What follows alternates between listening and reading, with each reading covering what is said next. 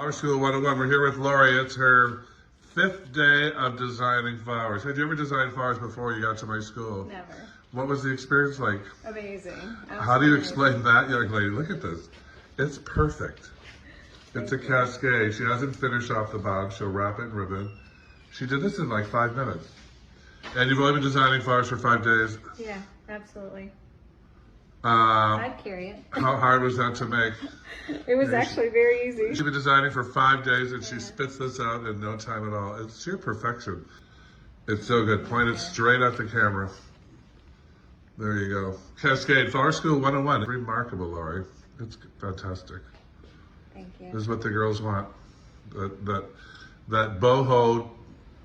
And they say they want cascades, but they don't, because you know why? People don't make cascades like this. This is not a real pointed cascade. It's a loose cascade, which is what they want. They just don't know it, and florists don't know how to offer it to them. And you just made one. That's perfect.